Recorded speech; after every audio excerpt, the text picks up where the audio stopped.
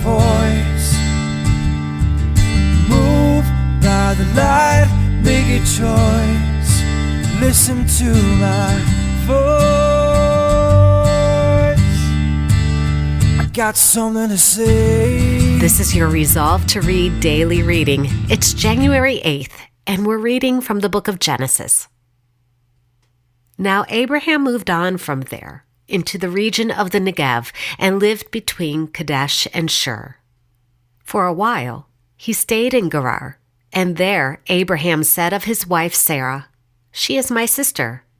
Then Abimelech, king of Gerar, sent for Sarah and took her.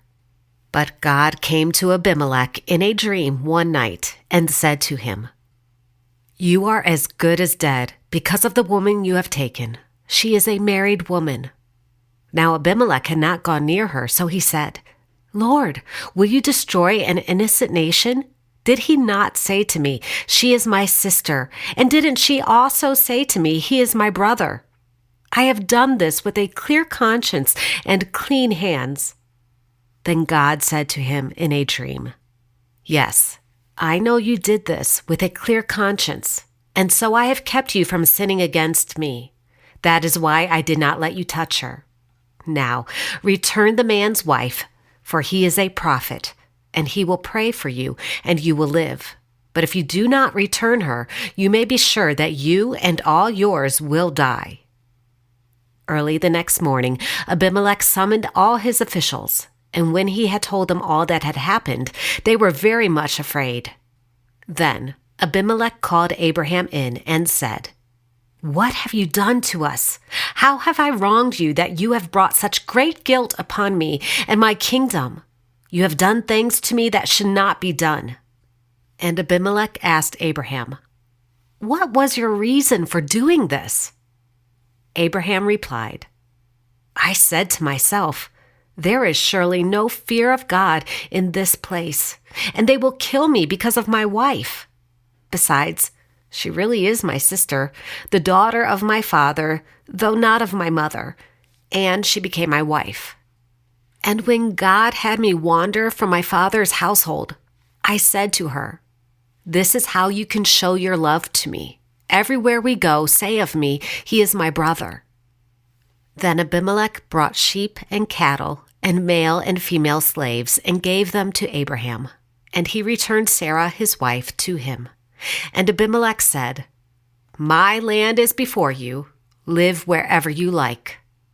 To Sarah he said, "I am giving your brother 1,000 shekels of silver. This is to cover the offense against you before all who are with you. You are completely vindicated." Then Abraham prayed to God, and God healed Abimelech, his wife, and his slave girls, so they could have children again.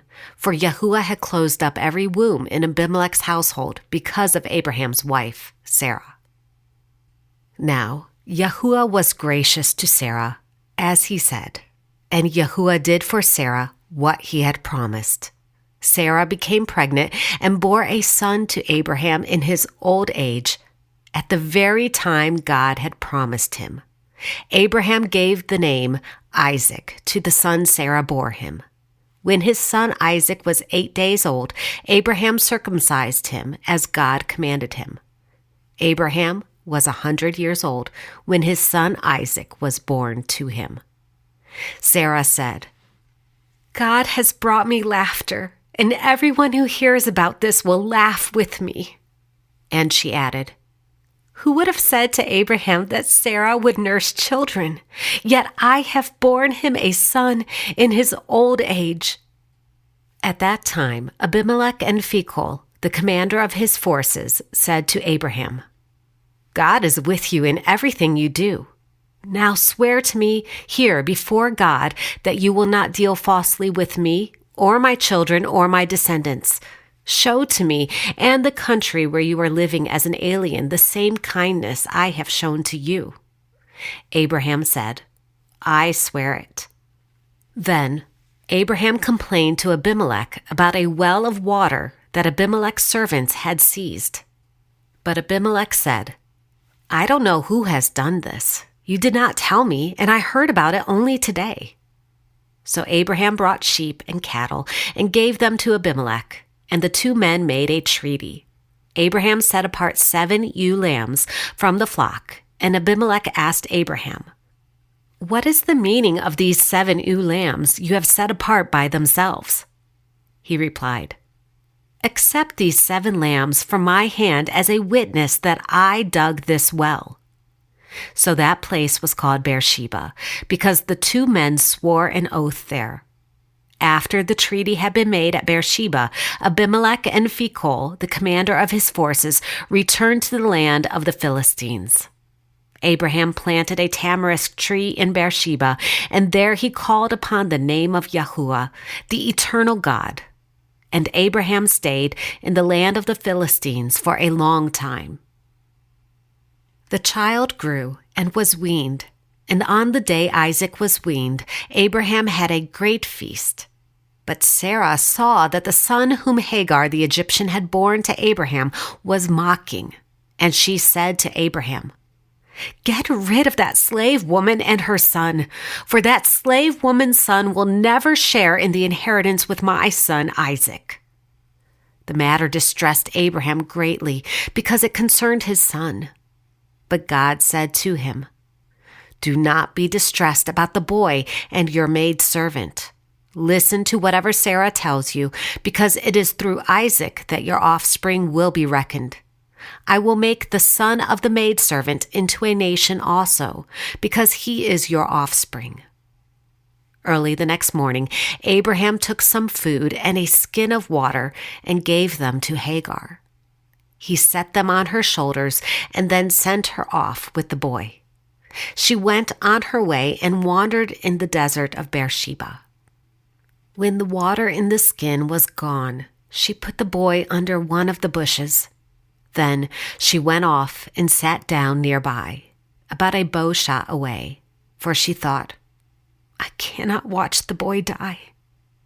And as she sat there, she began to sob.